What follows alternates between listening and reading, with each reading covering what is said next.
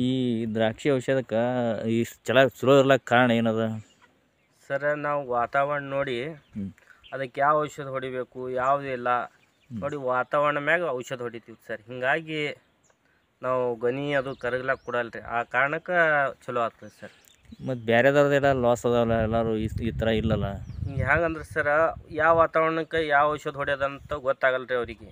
ಹ್ಞೂ ಅವರು ಯಾವುದೇ ಹೊಡೆದು ಬಿಟ್ಟು ಮತ್ತೊಂದು ಹೊಡೆದು ಬಿಡ್ತಾರೆ, ಹಾಗಾಗಿ ಲಾಸ್ ಐತಿ. ಯಾಕಂದರೆ ಹವಾಮಾನ ಆಧಾರಿತ ಬೆಳೆ ರೀ ಸರ್ ಇದು. ಹ್ಞೂ ಹ್ಞೂ ಯಾವ ಹವಾಮಾನಕ್ಕೆ ಯಾವ್ದು ಹೊಡಿಬೇಕಂತ ಆ ಹವಾಮಾನಕ್ಕೆ ಹೊಡೆದೇವಂದ್ರೆ ಅದಕ್ಕೆ ಯಾವುದು ಕರೆಕ್ಟ್ ಇದು ಆಗ್ತದೆ ಸರ್.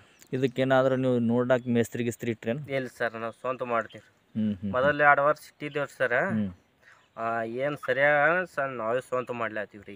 ಹ್ಞೂ ಹ್ಞೂ ಈಗೆಲ್ಲ ನೀವೇ ಇದ್ರಲ್ಲಿ ಏನು ಟ್ಯಾಕ್ಟ್ರಲ್ಲಿ ಎಣ್ಣೆ ಹೊಡಿತಿರೋ ಏನು ಇದರಿಂದ ಚಿಡ್ಪಲ್ಲಿ ಹೊಡಿತಿರೋ? ಮೊದಲ ಕೈಲಿ ಹೊಡಿತೀವಿ ಸರ್, ಈಗ ಟ್ಯಾಕ್ಟರ್ ತಂದೇವ್ರಿ, ಒಂದು 6 ತಿಂಗಳು ಐತ್ರಿ. ಹ್ಞೂ ಹ್ಞೂ ಹ್ಞೂ ಈ ಸಲ ಏನು ಚಲೋ ಐತಿ ಸರ್.